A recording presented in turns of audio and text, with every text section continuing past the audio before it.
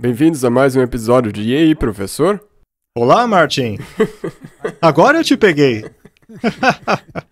Oi, Walter. Então, quantos episódios a gente ainda vai fazer? Olha, por mim eu faria só mais um e Jesus voltava. Mas se ele não voltar, sabe-se lá quantos mais? Tudo depende dele. Sim, isso é com ele. E como você tem estado? Eu não posso deixar de perguntar isso. Eu vou bem, obrigado. Que bom. Vamos abrir com uma palavra de oração.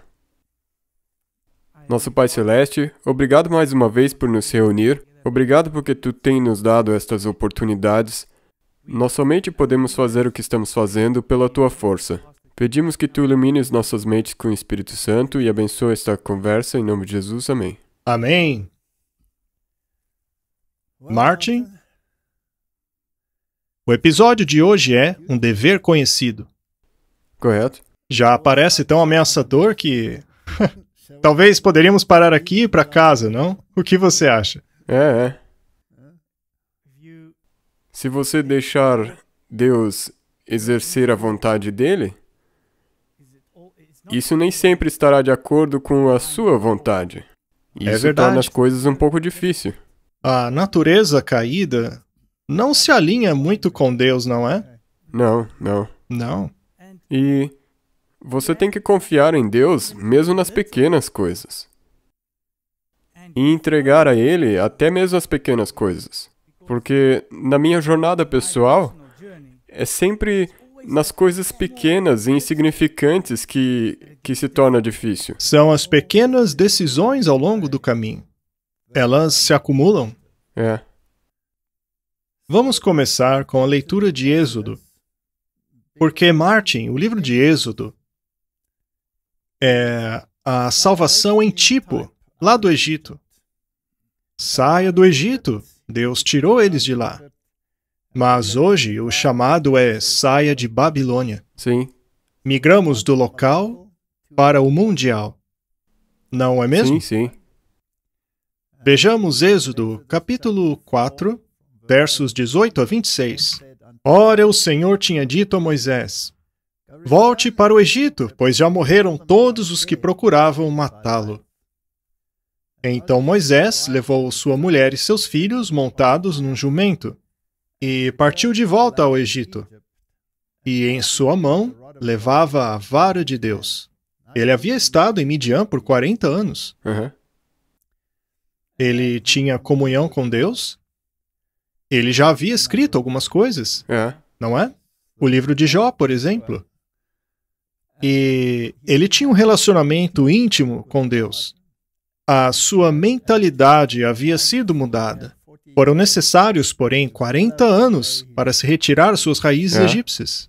Mas elas lhes foram úteis, pois ele conhecia a cultura dos egípcios. Correto. E este é um ponto importante. As pessoas normalmente me dizem: por que você estuda esse tipo de coisa? Não é necessário ter esse tipo de conhecimento. Sim. Agora, será que foi útil para Moisés que ele conhecesse a mentalidade egípcia?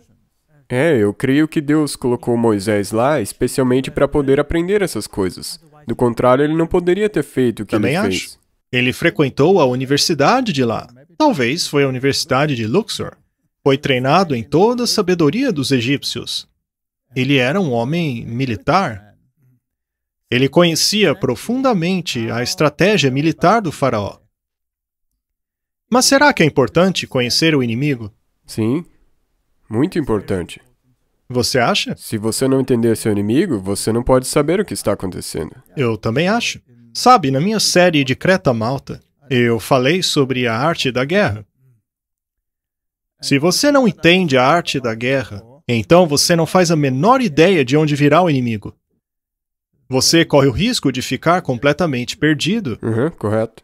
Muito bem. Agora, você acha que os anjos e Jesus conheciam as artimanhas do diabo? Sim.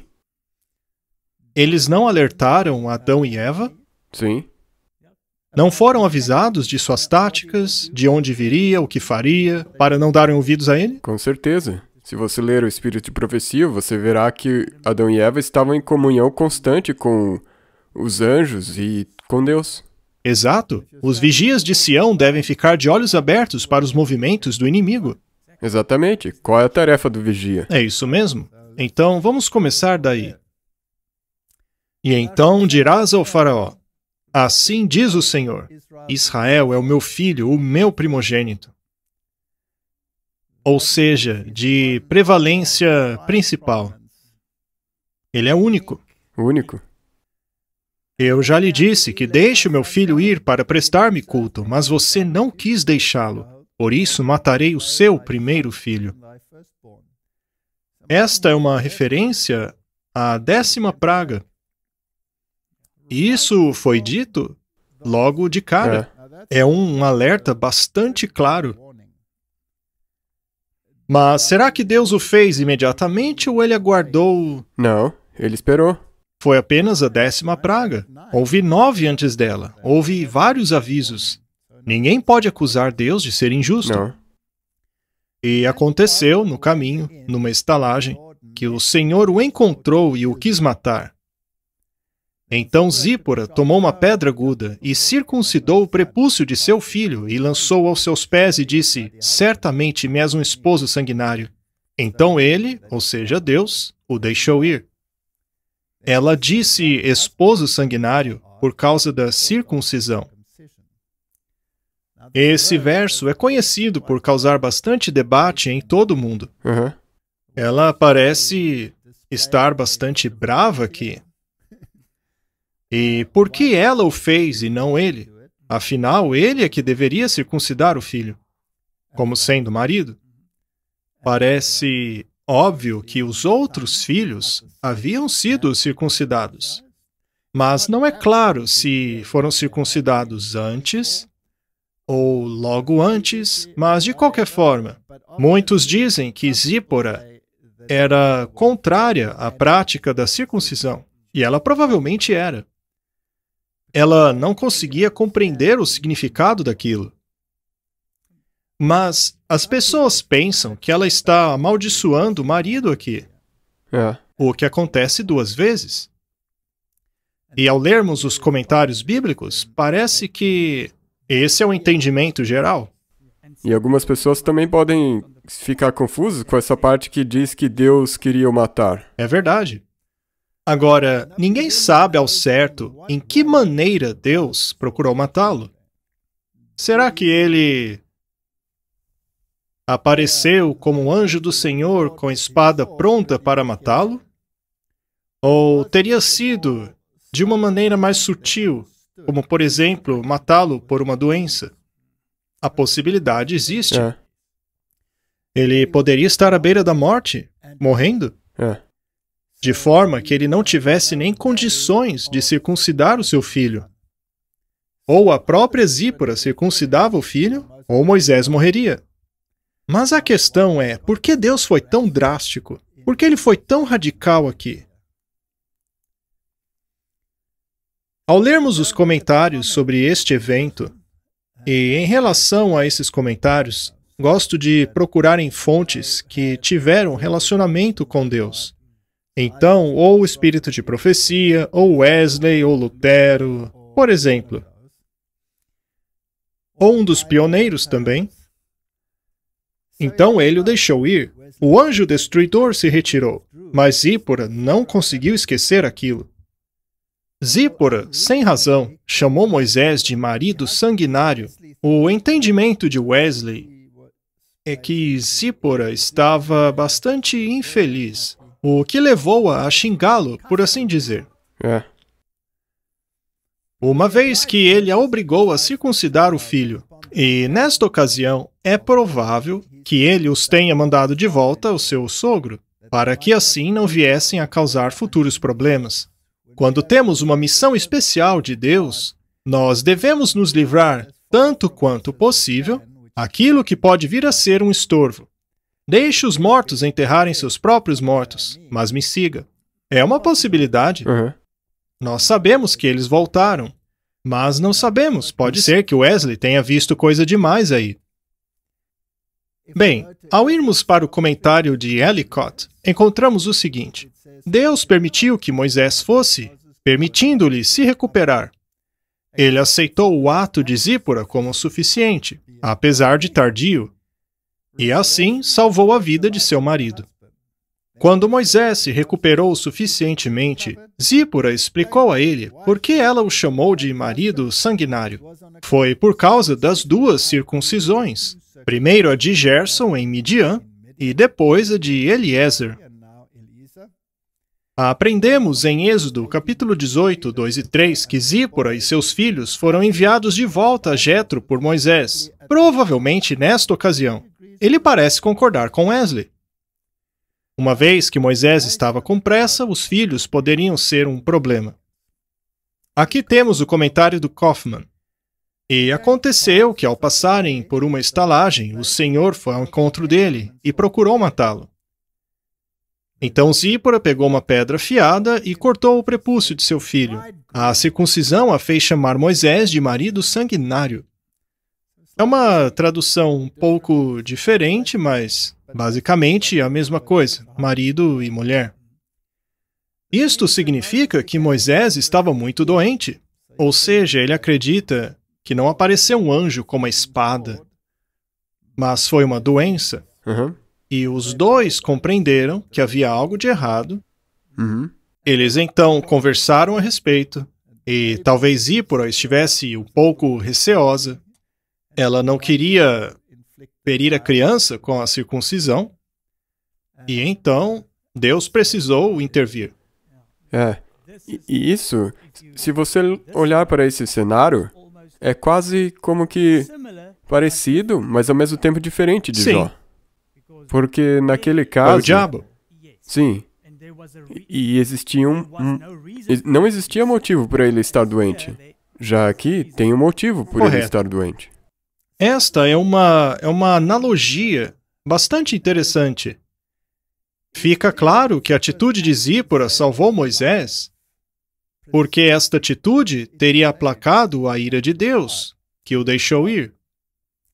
Ou Moisés não pretendia circuncidar a criança, ou Zípora, por alguma razão, tomou a dianteira e o fez ela mesma. Na minha opinião, Moisés não tinha condições de fazê-lo. Não é? Ele estava doente. Mas ele ficou doente já porque ele não tinha feito isso. Correto, houve uma razão. Deus foi ao encontro dele e o impediu de fazer o que ele estava indo fazer. Moisés estava indo libertar o povo, mas havia algo de errado que precisava ser corrigido antes, não é? É bastante claro que a circuncisão era algo repugnante para Zípora. Ou seja, ele também acredita que Zípora era contrária à circuncisão. É por isso que ela o chamou de marido sanguinário. No entanto, o respeito de Moisés à objeção de sua esposa era pecado. Deus não faz acepção de pessoas. Um servo especial precisa obedecer, assim como cumprir suas tarefas especiais. Outros comentários, porém, acreditam que ela não estava tentando ofender Moisés ao dizer: "Você é um marido sanguinário", pois a aliança era uma aliança de sangue. É por isso que a circuncisão é tão importante, pois ela possui o simbolismo do coração, não apenas do indivíduo, mas de toda a sua descendência, pois o marido é o cabeça da casa, não é? A circuncisão envolvia sangue, que basicamente simboliza esse sacerdócio do marido em seu lar. Era algo para toda a família. Então, agora você é um marido em sangue para mim. Ou seja, fomos ligados pela aliança. Se for compreendido assim, não é uma maldição. Agora, entre um cenário e outro, eu pessoalmente prefiro o segundo, porque não é tão drástico. E o resultado é o mesmo. Ou até melhor, porque não há ressentimentos. Correto. depois. Então, ela não estaria xingando. O que ela disse é: agora cumprimos o dever e agora você tornou-se um marido de sangue para mim, por causa da circuncisão, que basicamente é dizer, por causa da aliança. É, Ou seja, ela se submeteu ao dever, apesar de ter sido reticente, mas ela se submeteu, pois percebeu que era um componente essencial da religião deles. correto. Muito bem, vamos continuar. Êxodo 4, 27 a 31. Então o Senhor disse a Arão: vá ao deserto se encontrar com Moisés. E ele foi e encontrou-se com Moisés no monte de Deus e o beijou. É importante perceber que Deus estava falando aos dois lados, ou seja, falando aos dois lados, ao coração. Sim, Um tinha a missão de ir e fazer alguma coisa, enquanto o outro deveria cooperar. correto. Os dois lados precisam de informação. E relatou Moisés a Arão todas as palavras do Senhor com que o enviara e todos os sinais que lhe mandara. Então foram Moisés e Arão e ajuntaram todos os anciãos dos filhos de Israel.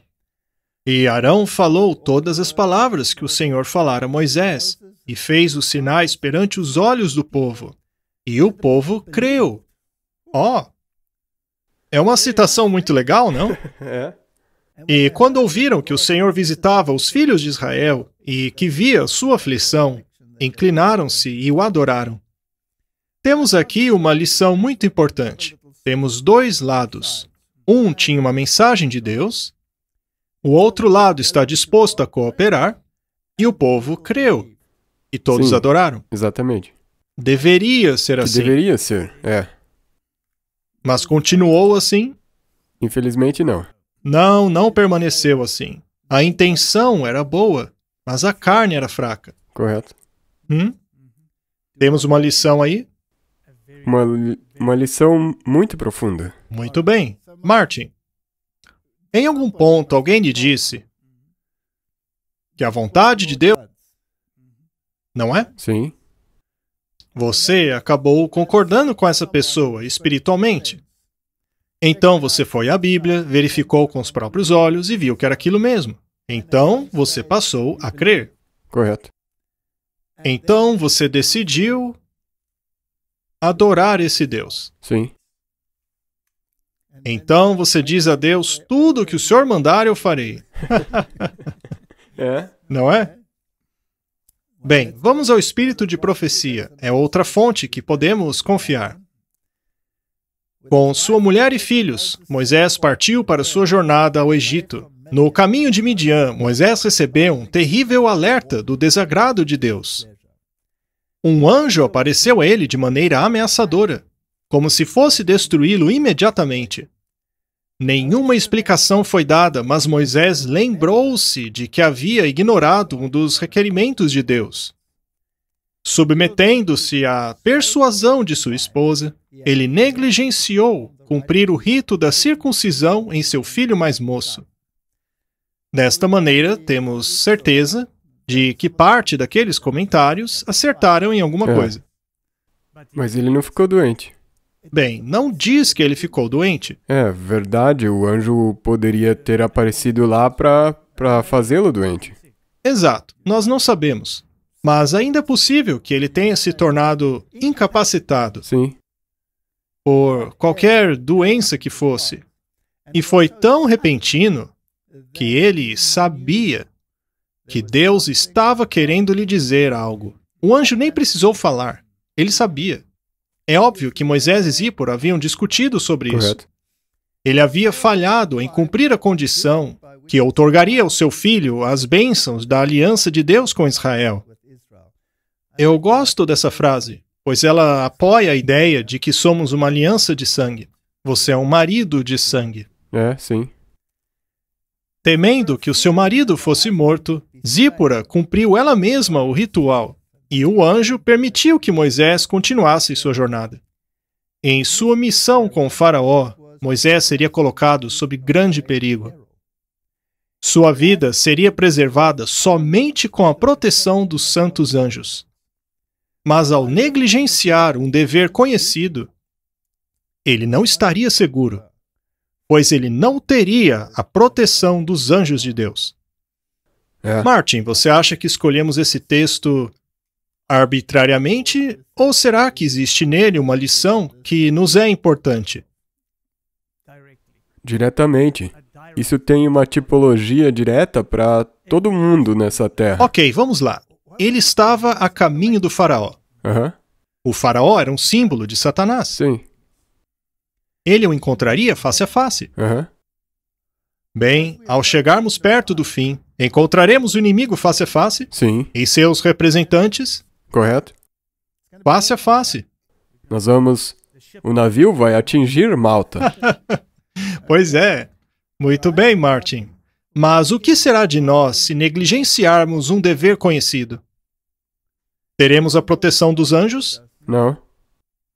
Então, você acha interessante que nós façamos uma autoanálise? Com certeza. Se você quiser estar sob proteção, você tem que fazer a sua tarefa. Precisamos cumprir o dever. Muito bem. Agora, quem recebeu a instrução em relação ao que é o dever? Moisés? Moisés. Moisés foi incumbido de chamar o povo para fora do Egito? Sim. E será que é um Moisés antitípico?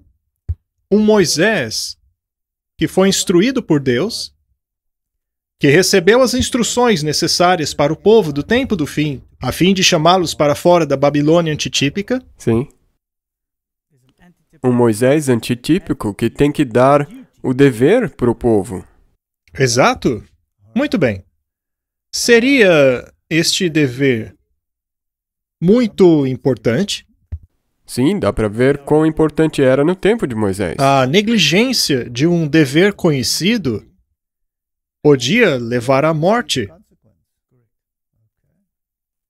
Tendo sido instruído por anjos, Arão foi ao encontro de seu irmão. Sabe, Martin, quando lemos isso, as pessoas costumam ter a ideia de que tinha um anjo lá sentado do lado de Arão falando com ele. Mas não, pode ser através do Espírito, através do seu pensamento. Ele também opera assim. E eles ainda fazem o mesmo hoje. Certamente. Cada uma das pessoas que estuda a Bíblia recebe instrução dos anjos. Sem dúvida. Quando nos sentamos e estudamos a Bíblia e dizemos a Deus em oração, Senhor, eu realmente gostaria de compreender isso. Bem, anjos de Deus irão nos iluminar.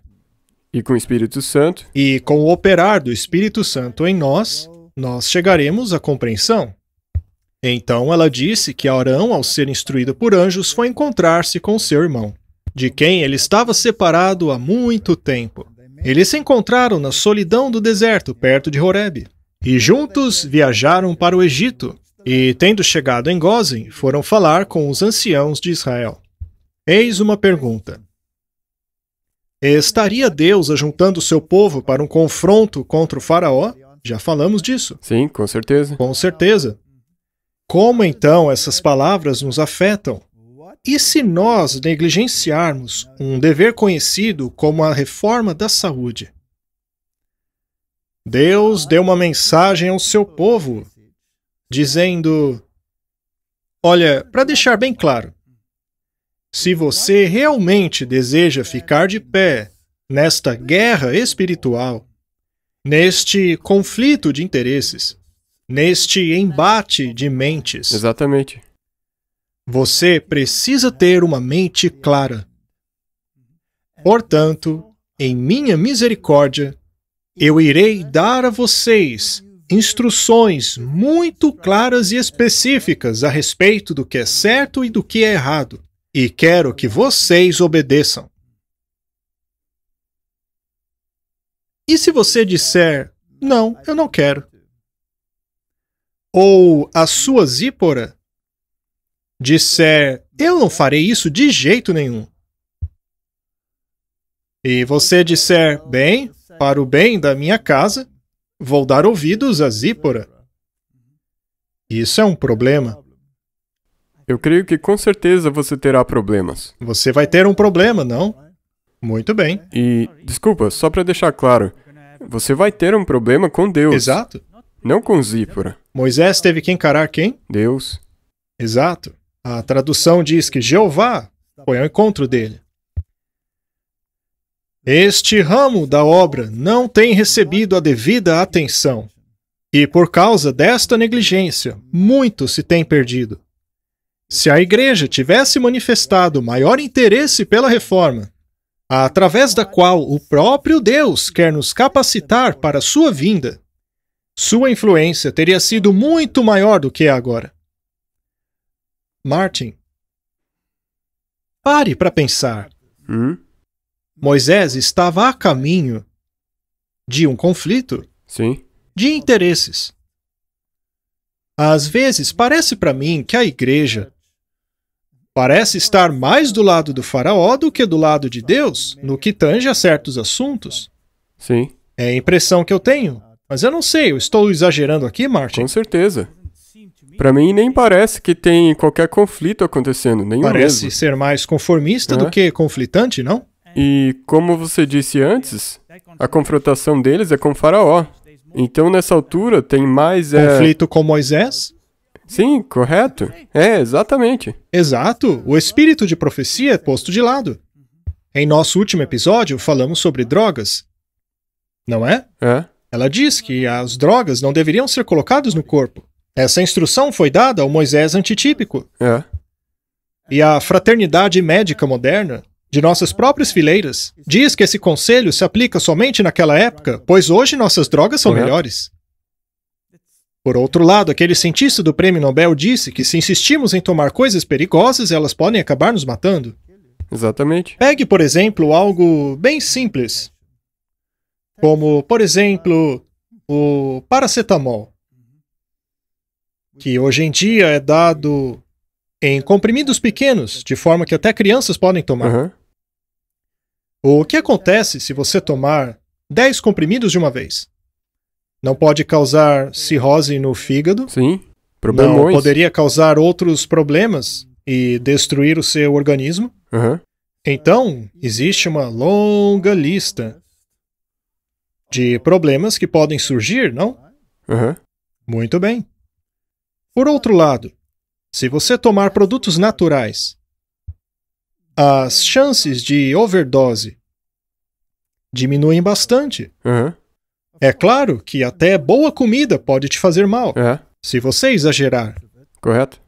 Tudo precisa ser moderado, utilizado com equilíbrio, ou seja, com temperança. Mas essa questão é muito importante. Nós estamos a caminho, estamos prestes a encarar o faraó. Vamos continuar com a nossa leitura. Apesar da reforma da saúde não ser a terceira mensagem angélica, ela está intimamente ligada a ela. Aqueles que proclamam a mensagem também deveriam ensinar a reforma da saúde. Este é um assunto que precisamos compreender a fim de nos prepararmos para os eventos que estão sobre nós. Ela deveria ocupar um lugar de importância.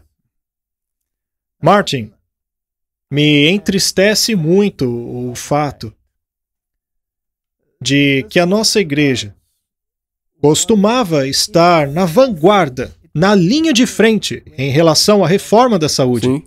Ela fez tremer o mundo todo. Ela mudou o sistema alimentar do mundo inteiro. Correto. E ele era exatamente oposto às outras novidades médicas que eram prevalentes Sim, na época. era totalmente oposta. Até mesmo a indústria do café da manhã, como conhecemos hoje, foi por causa da nossa igreja. Até mesmo Correto. o nome ainda está lá. Kellogg's, Weet-Bix. E também popularizamos alimentos alternativos como melado, manteiga de amendoim, leite de soja, todas essas coisas. Não existe ninguém que não tenha sido afetado pela mensagem de saúde levada pelos pioneiros desta igreja. Não é mesmo? Correto. Nossas instituições deveriam ser o modelo do método de Deus. É. Nós tínhamos sanatórios, hospitais, que ofereciam algo que era completamente diferente do resto do mundo. A reforma da saúde era aplicada, métodos de cura naturais, alimentação, luz do sol, exercícios, uma dieta estritamente baseada em plantas. Não era servido carne em nenhum dos nossos sanatórios. Drogas eram evitadas a todo custo. Havia o uso inteligente da água como método para a cura das pessoas. Fomentações. A febre era tratada através do uso inteligente da água, etc, etc, etc. Mas será que houve uma mudança daquilo para o método do mundo? Sim, infelizmente. Infelizmente, sim. Naquela época, nossos institutos não utilizavam drogas. Hoje, porém, não é muito diferente do mundo.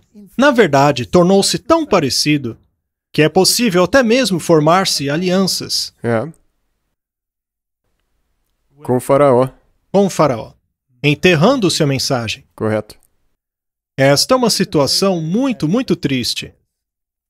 Satanás e seus anjos estão procurando travar o trabalho da reforma e farão tudo o que puderem para atrapalhar aqueles que se dedicam a ela de coração.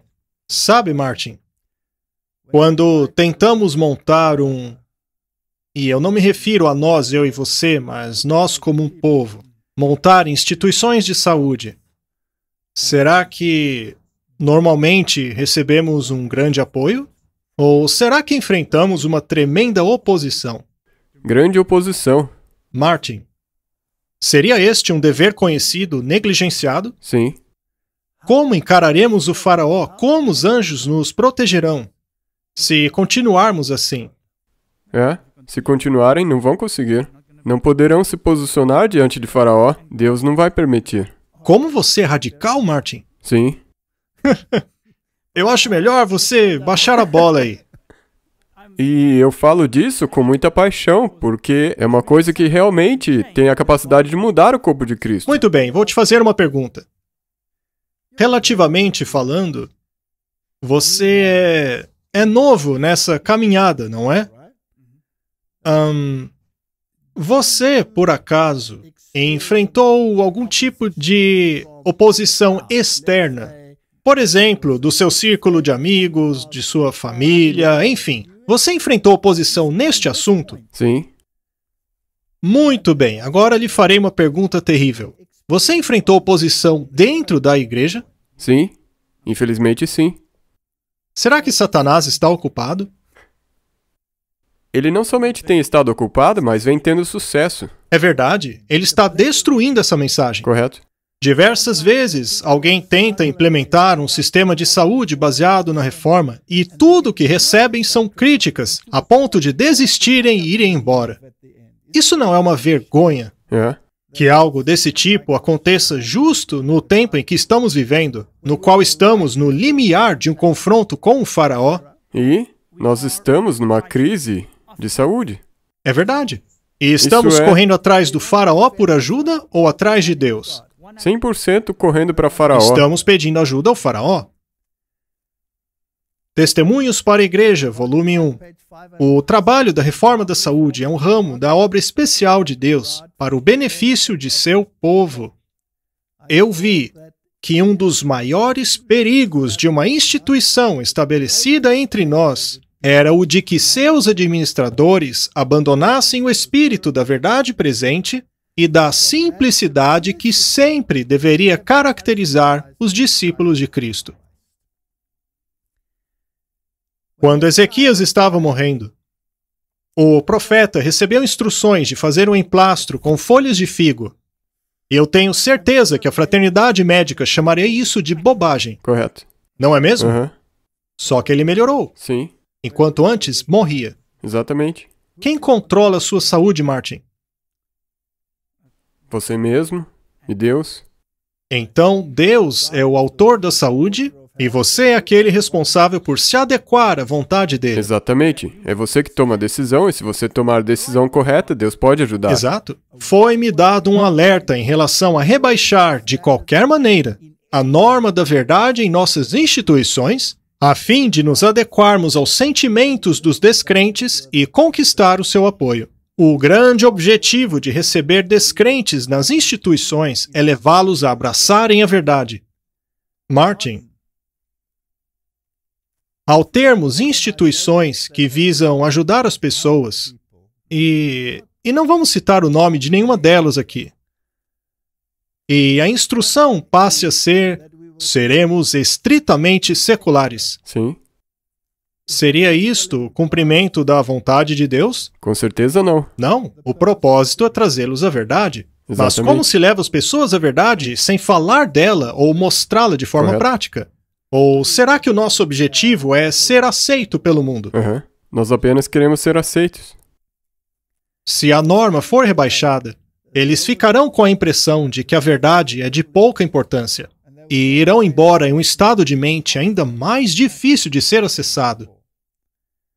Mas o maior mal resultante desta atitude seria a influência causada nos pacientes crentes, o que afetaria a causa de maneira geral, pois estes sempre ouviram falar que deveriam crer na oração da fé, mas por esta não ser atendida, muitos acabam desanimando. Eu vi que a razão pela qual Deus não atendia as orações de seus servos pela restauração dos doentes entre nós era, acima de tudo, porque ele não seria glorificado por essa cura enquanto continuassem a violar as leis da saúde, ou o dever conhecido. Sim. E eu creio que nós ainda vemos isso acontecendo hoje. Eu acredito que estamos vendo isso mais do que nunca. Nós estamos pedindo a Deus em nossas orações que cure nossos Pois é. doentes, mas nós estamos negligenciando o nosso conhecido dever. E é justamente por não estarmos vendo os resultados que gostaríamos que corremos para o faraó, Sim. para pedir a ajuda dele. E o pior é que, e daí nós dizemos que a poção que Faraó É dá melhor. é de Deus. Imagine só, Martin, se a poção que foi desenvolvida pelos sacerdotes do faraó fosse atribuída a Deus. Seria isto chocante? É uma situação triste. Muito bem, vamos ler mais um pouco. Este texto é do Espírito de Profecia, volume 4. Eu gosto dos livros velhos. Eles têm muitas coisas boas. Eu sei exatamente onde procurar as respostas. A santificação apresentada nas Escrituras englobam todo o ser, espírito, alma e corpo. Paulo orou pelos Tessalonicenses para que todo o seu espírito, alma e corpo fossem mantidos inculpáveis até a vinda de Cristo. Ele escreveu aos crentes: portanto, irmãos, rogo-lhes pelas misericórdias de Deus que se ofereçam em sacrifício vivo, santo e agradável a Deus. Isso está em Romanos, capítulo 12, verso 1. Foi ordenado aos judeus oferecerem sacrifício a Deus apenas de animais livres de doenças ou defeito. É exigido dos cristãos que mantenham todas as suas forças na melhor condição possível para o serviço do Senhor. Disse Pedro: abstenham-se dos desejos carnais que guerreiam contra a alma. 1 Pedro 2,11. A palavra de Deus causará senão uma débil impressão àqueles cujas faculdades estão entorpecidas por quaisquer gratificações pecaminosas.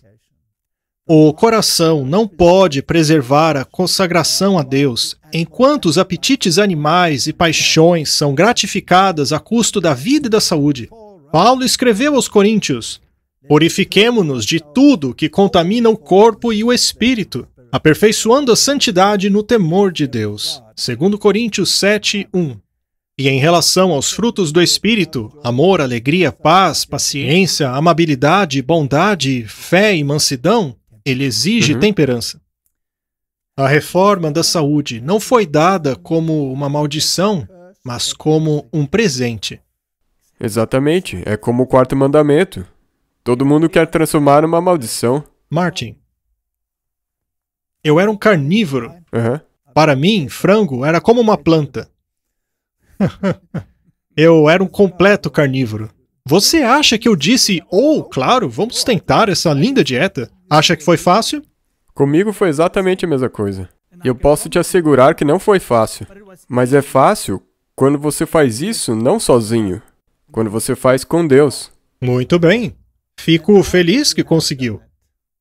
Mas no começo você sofreu oposição Sim, e você ainda sofre sim. todo santo dia, não? Aham. Mas quando você conseguiu, você viu diferença? Com certeza. E quando isso se tornou rotina, Aham. você se sentiu pior do que antes? Não, mas muito melhor. Aham. E pra mim, pessoalmente, eu nunca voltaria. Porque eu nem mesmo conseguiria pensar em voltar atrás. Está lhe fazendo bem. Sim. Eu me surpreendo às vezes que as pessoas que discutem comigo dizem, não, você piorou. É verdade. Mas elas nem nunca estiveram deste outro lado da cerca. É isso mesmo. Sabe, o Wesley era um grande compositor, ele gostava muito de música. Ele trouxe muita música boa para dentro da igreja. Ele compôs cerca de 1000 hinos. Eu não sei exatamente quantos, mas foram muitos.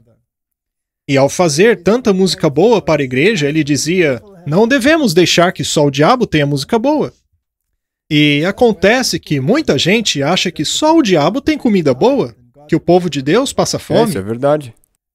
E você fica tão convencido disso que você começa a concordar com nada além desse maná.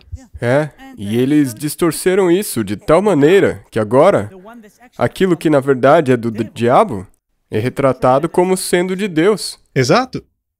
Mas, Martin, é algo realmente impressionante. Eu concordo com você. Eu não voltaria atrás de jeito nenhum. Na verdade, a maneira como eu me alimentava era repugnante. Eu não sei o que mudou. Com certeza não fui eu. Essa mudança de gosto não veio de mim. Posso te perguntar uma coisa antes de você Claro. continuar? Quanto tempo demorou para Moisés para ele se livrar dessa mentalidade do faraó e do Egito? 40 anos. Então, quando você está nesse outro tipo de dieta e tem que mudar, também vai levar um tempo para limpar e... Exato. E o interessante é que eu me aprofundei nessa pesquisa. Pois uma vez que passei a ver os seus benefícios, assim como a oposição a ela, na verdade, eu tive mais apoio de fora, como o movimento New Age, do que de dentro, com o nosso próprio povo. Esta é uma situação muito triste. E isso acontece ainda hoje. Correto. E se nós voltarmos à citação anterior, está Satanás ocupado? Ele está muito ocupado. Ela escreveu aqui nessa carta, eu fico feliz que vocês foram capazes de ajudar os crentes daquela ilha. Diga a eles que a reforma da saúde é necessária para uma respiração pura e limpa, assim como da corrente sanguínea. O chá, café, vinho, tabaco contaminam seus usuários. O Senhor chama aqueles que clamam acreditar em sua verdade a permanecerem firmes no fundamento bíblico com respeito à reforma da saúde. Deve haver uma diferença marcante entre aqueles que servem a Deus e aqueles que servem a si mesmos. Agora, pegue aquelas duas palavrinhas, chá e café. A maioria dos crentes concordarão em dizer que o tabaco é prejudicial, mas não em relação ao chá e o café. Há algum tempo atrás, eu dei uma palestra com o nome Parte da Obediência, na qual eu mostrei que foram os próprios sacerdotes do faraó que introduziram o café, que introduziram o chá, que introduziram os narcóticos Sim. no mundo, o ópio, tudo isso, cocaína, dando assim início às mega-indústrias que utilizam esses produtos, o cacau, contaminando a humanidade com essas coisas. Chocolate. Tudo isso. Tudo veio dos agentes do faraó, especialmente de seus sacerdotes, a ordem dos jesuítas. Agora, Martin, existem igrejas inteiras que acham que é normal usar essas coisas. Elas oferecem chá e café em suas recepções e acham que está tudo bem, mas há uma clara demonstração contra o uso dessas coisas. E o que também, às vezes, para mim é triste é que você recebe essa mensagem de que, mas só está vindo do espírito de profecia. Se você leu isso aí, diz, estude a sua Bíblia para que você perceba que isso é da maneira que Não é. apenas isso, o próprio mundo está começando a dizer. Lembre-se daquele exame em que escanearam um cérebro, no qual mostraram que apenas uma xícara de café é capaz de inibir a circulação sanguínea de seu cérebro em 40%. Correto. Martin, está tudo bem para você perder 40% de sua capacidade cognitiva? Você até pode ter um pico, mas certamente também terá uma baixa. Sim. Nós, na verdade, mostramos esse vídeo num outro episódio do E aí, professor. Guia para o discernimento. Bem, chegamos agora às pragas do Egito. Veja, o que estamos fazendo aqui é uma espécie de progressão. Queremos mostrar que apenas uma negligência nos torna incapazes de enfrentarmos o faraó, certo? Uhum. Sim. Moisés e Arão foram os representantes de Deus perante um rei petulante e desafiador e para os seus sacerdotes impenitentes e rebeldes, que haviam aliado-se a anjos maus. A situação atual é exatamente a mesma. Temos sacerdotes impenitentes, endurecidos em rebelião, que aliaram-se a anjos maus. Correto? Basta ver o que eles pregam em relação a denegrir cada norma apresentada pela palavra de Deus. O faraó e os grandes homens do Egito não eram ignorantes em relação ao sábio governo de Deus. Lembre-se que eles tiveram testemunho de José. Eles não eram ignorantes em relação a essas coisas. Muitos haviam sido colocados em posições de importância, e estes serviram como testemunhas de Deus. Havia pessoas lá que conheciam a verdade. Satanás bem sabia que Moisés havia sido escolhido por Deus para quebrar o jugo de escravidão sobre os filhos de Israel. Ele consultou os seus anjos sobre como concluir um trabalho que deveria atender 2 propósitos. Número 1, destruir a influência do trabalho executado por Deus através do seu servo Moisés por meio da atuação de seus agentes, contrafazendo assim a verdadeira obra de Deus. Sempre que se luta contra o faraó, luta-se também contra uma contrafação. Se há uma mensagem da saúde, há também a sua contrafação. Qual delas você quer? Com certeza de Deus. Muito bem. Em segundo lugar, exercer influência através do trabalho de seus mágicos, que ao longo de todos os séculos destruiriam na mente das pessoas a fé verdadeira nos poderosos milagres e obras que seriam feitos por Cristo quando ele viesse ao mundo. Haverá mágicos. Haverá mágicos na igreja? E será que haverá mágicos de jaleco branco também? Sim, com certeza. O rei exigiu um milagre como evidência de sua comissão divina. Todo mundo quer um milagre. Arão tomou sua vara e a arremessou diante do faraó, que se tornou uma serpente. O faraó então enviou seus homens sábios e feiticeiros.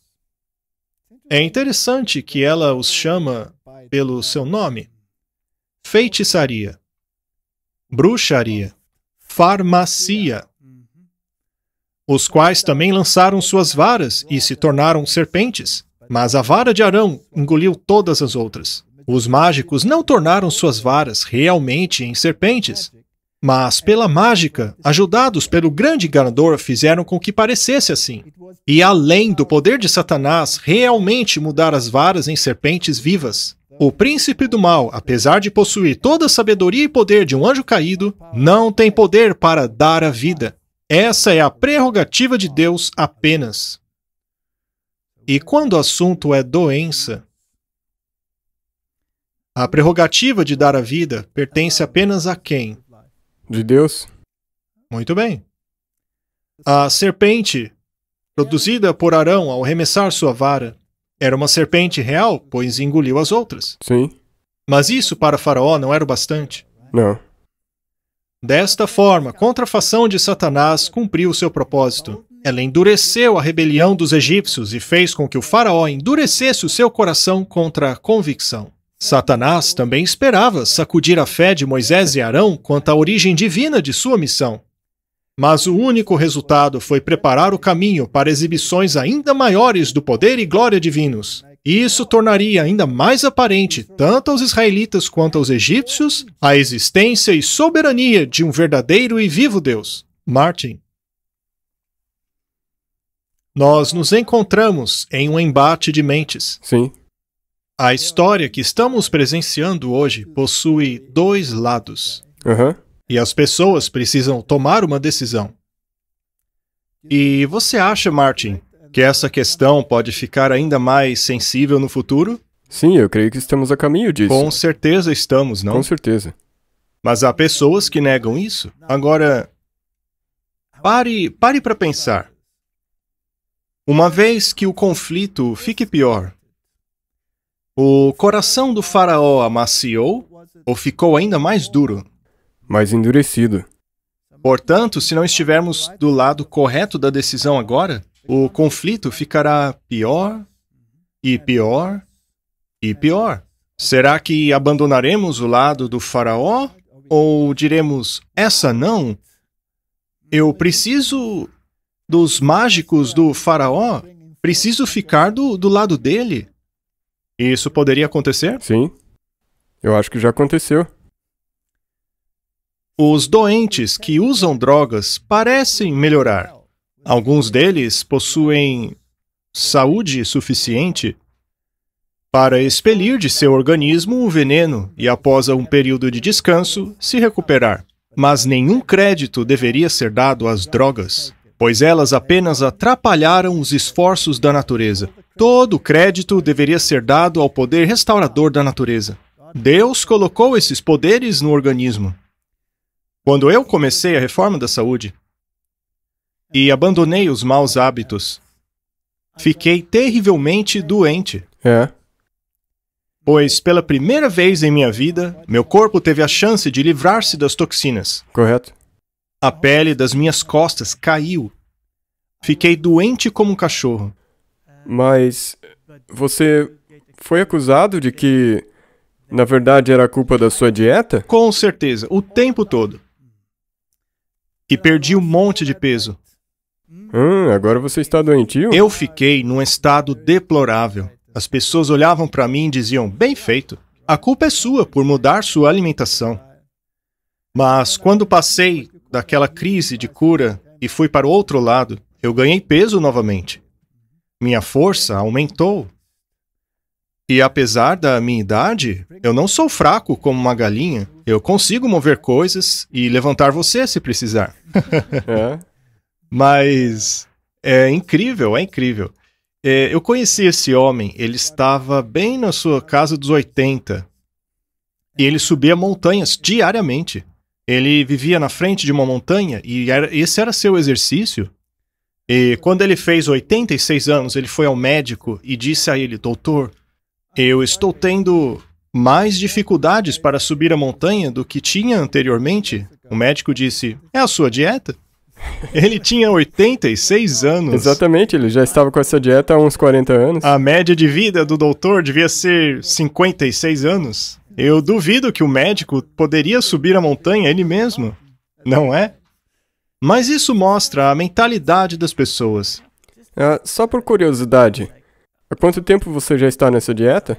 33 anos. 33 anos? Uau! Aqui temos um exemplo de 33 anos. Bem, não é que você nunca fique doente. Você fica doente. Não é que você nunca passa por incômodos. Você passa por incômodo. Mas sou capaz de passar por eles sem drogas. A coisa é que o sentido inteiro do que nós temos lido não é somente para a sua saúde, mas também para a claridade mental. E este é o fator mais importante. Muito bem, vamos ler Manuscritos 49. Nós defendemos o uso de remédios simples em nossos sanatórios. Nós desencorajamos o uso de drogas, pois eles envenenam a corrente sanguínea.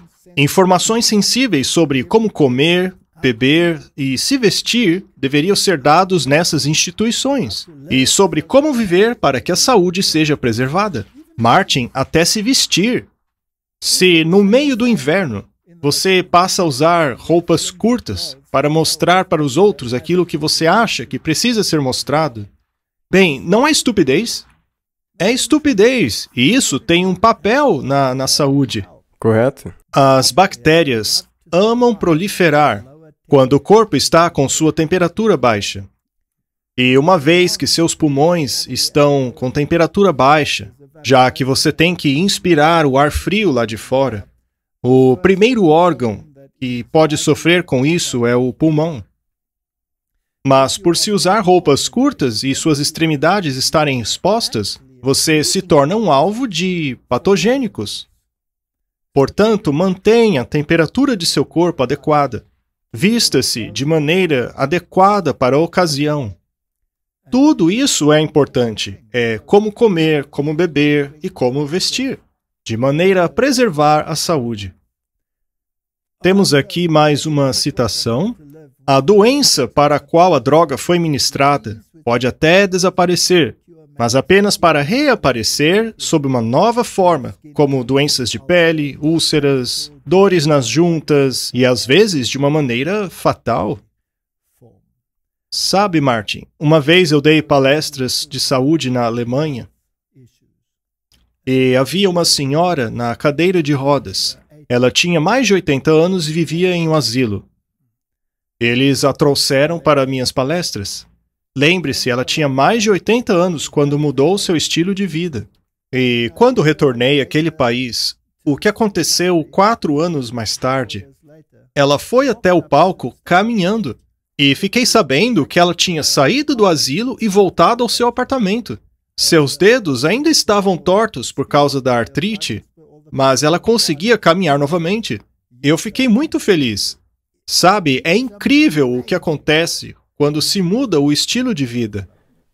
Nós temos algumas... Bem, a igreja tem algumas instituições na África do Sul, e as histórias, porque nós éramos muito envolvidos com uma dessas instituições, que você vê as pessoas entrando e eles ficam lá por 10 dias. E a recuperação delas é absolutamente incrível. É verdade. Agora, voltemos às pragas. Na 7ª praga, como havia sido predito, a tempestade, o fogo misturado com granizo, a destruição das plantas, dos animais, foi causada pelo anjo destruidor.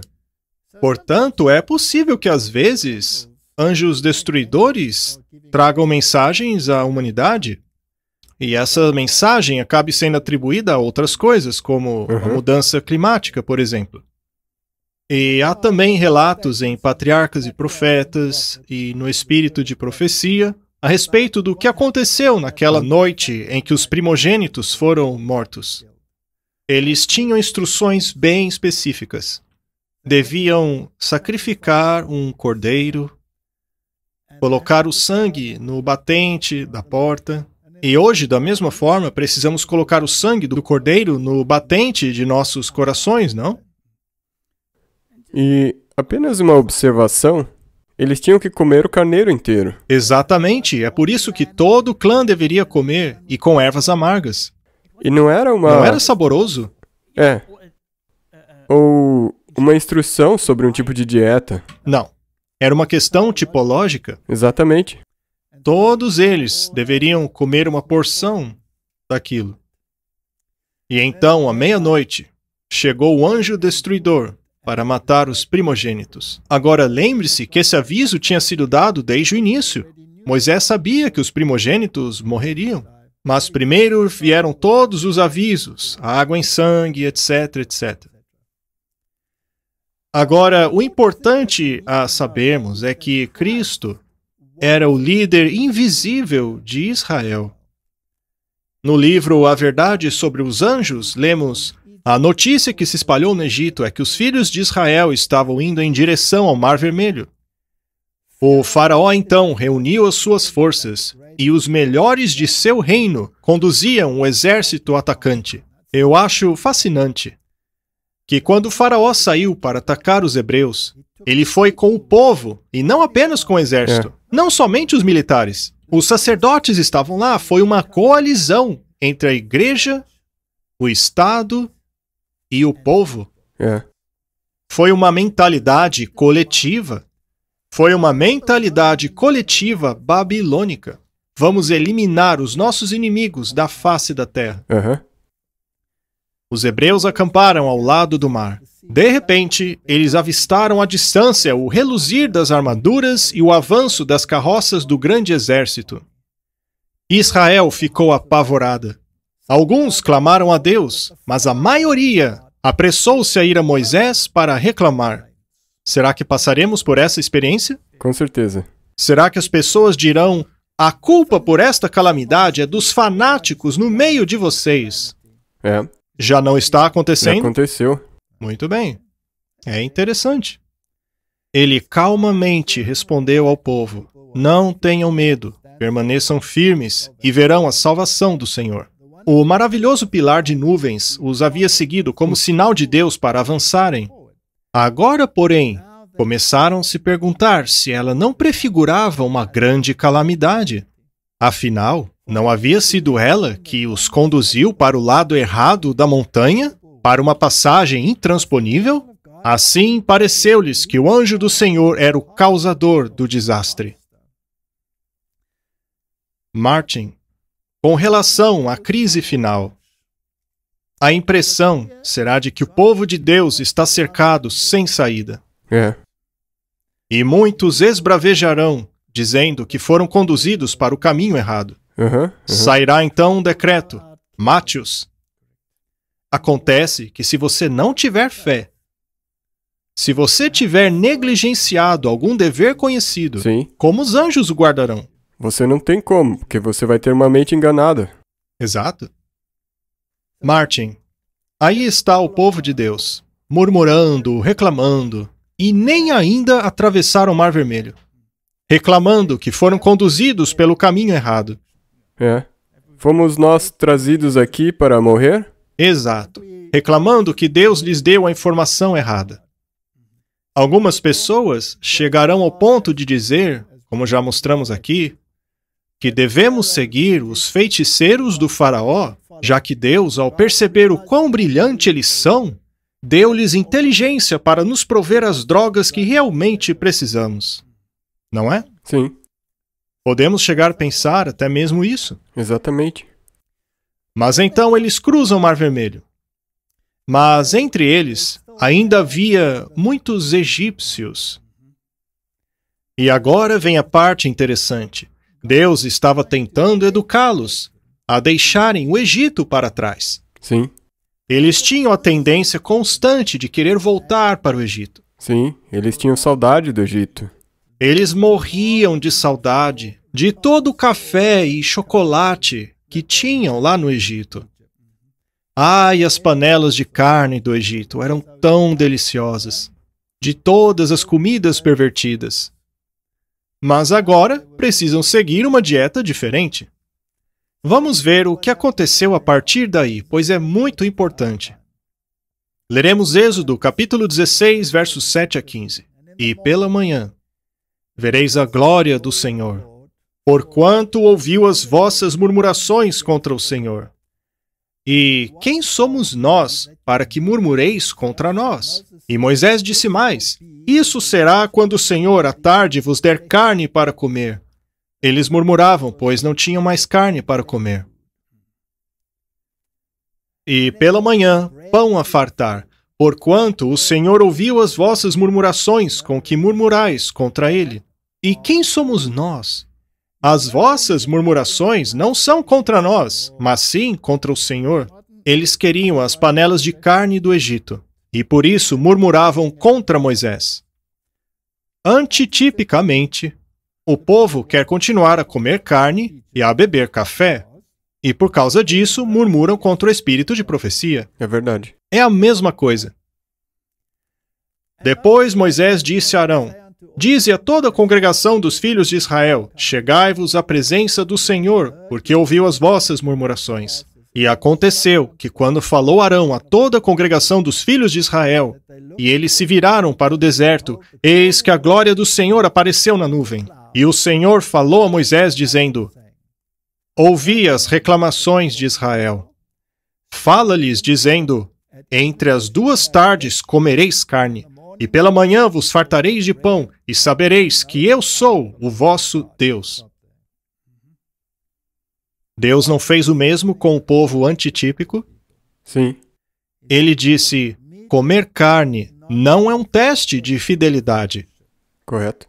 mas se continuarem a comer, vocês perderão seu discernimento e perderão uma bênção que poderia ter sido de vocês. Correto. É a mesma situação, mas Deus os tolerou. Ele os Exatamente. tolerou. Ele não os rejeitou por aquilo, já que não era uma prova de fidelidade. Muito bem. Para mim é interessante que quando eu leio aqui, me parece que a carne não satisfez Saciou eles. apenas a paixão deles, Sim. Com o pão da manhã, eles ficavam satisfeitos. pois o pão é a palavra que se tornou carne. E aconteceu que à tarde subiram codornizes e cobriram o arraial. E pela manhã jazia o orvalho ao redor do arraial.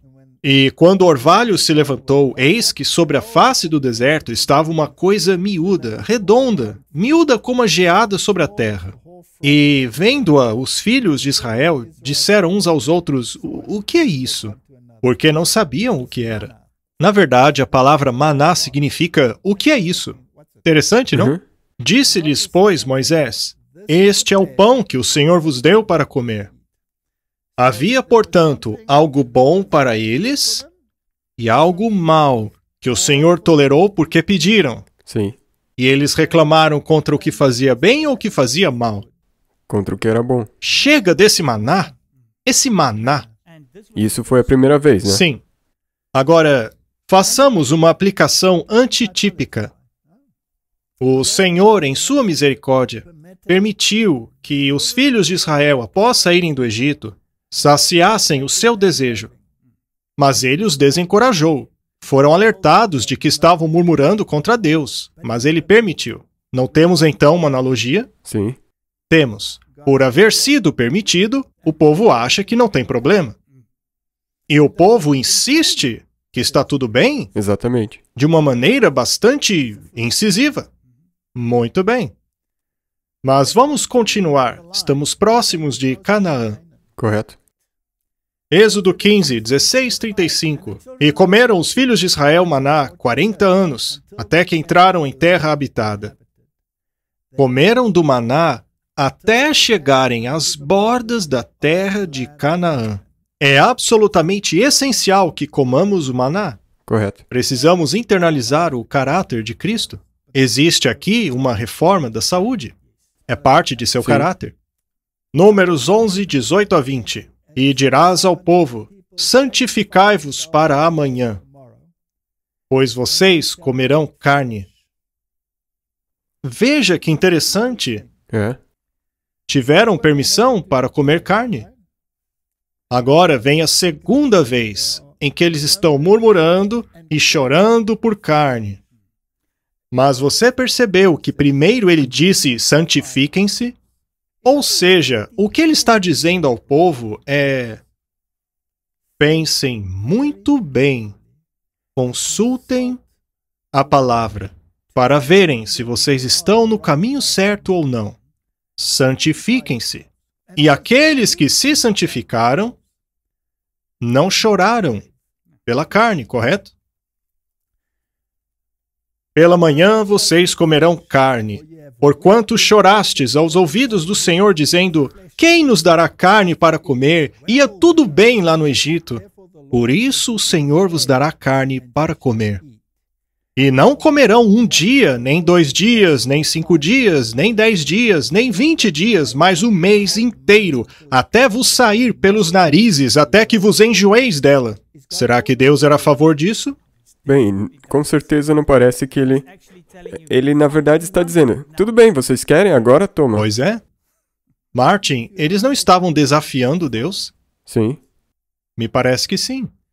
Porquanto rejeitastes o Senhor, que está no meio de vocês, chorando diante dele, dizendo: por que saímos do Egito? É bastante claro, não? Na verdade, ele ficou triste Deus com está isso. triste. Números 21, 5. E o povo falou contra Deus e contra Moisés. Por que nos fizeste subir do Egito para que morrêssemos nesse deserto? Aqui não tem pão, não tem água. Nossa alma detesta esse pão miserável. É interessante que o maná não era pesado ao estômago. Sabe o que é interessante? As pessoas confundem saciedade com nutrição. As pessoas dizem, isso não me satisfaz, não me dá saciedade. Mas o que é saciedade? É um estômago que não esvazia, ele está sempre cheio. Isso é muito importante. Quando se come boa comida, ela vai para o estômago, depois sai do estômago e chega até o sangue. Sim. E então você tem energia para o dia. E se o seu desjejum é composto por grãos, castanhas, sementes, frutas, ele não leva muito tempo para digerir e chega rapidamente ao organismo. Mas se o seu desjejum é bacon e ovos e porções de carne, te dá saciedade. Fica dentro de você. Ele te satisfaz, não é uma comida leve. Correto, é satisfatório, mas fica lá em Ele você. fica lá. Ele não chega aos seus tecidos para lhe dar energia. Demora muito mais, exige muito mais energia do seu sistema. Exato. Se você quiser correr uma maratona, você vai comer um desjejum de bacon, ovos e espetinhos? Ou você se alimentará de frutas, cereais e coisas do tipo? É interessante que você vai comer o bacon, o cereal e as outras coisas. E bananas, Sim. coisas assim. Quem passa a ter mais chances de ganhar a maratona? A pessoa que se alimenta de coisas vegetais para suprir o seu Mas as sistema. pessoas amam saciar-se. Agora, uma das comidas que provê grande saciedade é o queijo. Porque ele leva horas e horas e horas para ser digerido. Por outro lado, frutas e grãos saem do seu estômago entre 2 e 3 horas. Sim. Ou seja, elas dão energia para o seu corpo e você está livre para correr. Mas se você adiciona queijo a isso, aquela mistura fica no estômago por 10 horas, você se sente saciado, mas não você tem se a sente energia. satisfeito. Isso aí não me satisfaz. Essa comida é muito leve. Os mesmos argumentos levantados naquela época estão sendo levantados hoje. É a mesma situação. Nossa alma está seca. Não há nada além desse maná diante dos nossos olhos. Deus então disse, tá bom, coma carne. Vamos ver no que vai dar. É. Martin, isso não é um antítipo? Vamos ver. Números 11, versos 31 a 35. Então soprou um vento do Senhor e trouxe codornizes do mar, e as espalhou pelo arraial, quase caminho de um dia, de um lado para o outro, ao redor do arraial. Chegaram a quase 2 côvados sobre a terra. Isso é muita coisa. E durante todo aquele dia, toda a noite e também no dia seguinte, colheram as codornizes. Ninguém tinha recolhido menos que 10 barris. E então eles as estenderam para secar ao redor de todo o acampamento. Eles foram tão glutões que as comeram até mesmo antes de serem cozidas. Eles comeram enquanto ainda nem estava completamente É cozido. isso mesmo. E quando a carne ainda estava entre seus dentes, antes mesmo de ser mastigada, isso é muito importante, veja, acendeu-se a ira do Senhor contra o povo, e feriu o Senhor com uma praga muito grande. Por isso, aquele lugar se chama Quibrote Atavá, porquanto ali enterraram o povo que teve o desejo. Martin, se esse é o tipo, estaríamos nos aproximando do antítipo? Não, nós já chegamos lá. Nós já somos o antítipo? Veja que eles não chegaram ainda em Canaã. Estão prestes a entrar lá. Deus permitiu que eles satisfizessem o seu apetite pervertido. Isto, porém, nem foi um teste de fidelidade. Mas agora a coisa começaria a ficar feia. O conflito se aproximava. E Deus disse ao seu povo: santifiquem-se. Santifiquem-se. E aqueles que morreram não foram mortos por causa da carne? Não, não foi. Não foi isso. Foi o seu desejo Sim. que fez com que a praga os atingisse e morressem. Martin, se o antítipo seguirá o exemplo do tipo, e você está dizendo que já chegamos lá, quando é que as pessoas que já receberam a informação, que conhecem o dever, mas ainda assim se rebelam contra ele, continuarão a agir assim? E muitos deles morreram em uma praga por consequência. Pois esta não foi uma das últimas pragas. Foi uma praga aleatória que atingiu as pessoas. Exatamente. Ela, na verdade, foi como uma pandemia. Agora, você não acha que os glutões que sobreviveram, que não chegaram a morrer enquanto a carne ainda estava entre seus dentes, chegaram a acusar aqueles que não participaram de serem os culpados por tudo aquilo? Sim. Eles não acusavam Moisés de ser a fonte dos problemas? Sim, ele guiou eles até lá para morrer e agora provavelmente era culpa dele. Poderia acontecer hoje? Sim. E qual grupo vociferaria? As pessoas que comem as codornizes. Exato. Agora, seria apenas o grupo que comeu as codornizes que seriam capazes de adoecer, ou os demais também poderiam adoecer? Eles também podem ficar doentes. É claro, todos poderiam adoecer. Mas a diferença é que, como nós já lemos antes, se você cumpre o seu dever conhecido, pelo menos Deus pode te proteger, através dos anjos e tudo mais. Mas se você não está nem cumprindo o seu dever, então nem mesmo existe a possibilidade de que isso aconteça. Muito bem, deixa eu dizer algo. O espírito de profecia não diz que o Senhor permitiria que muitas pessoas, como idosos e até mesmo crianças pequenas, descansassem para poupá-las.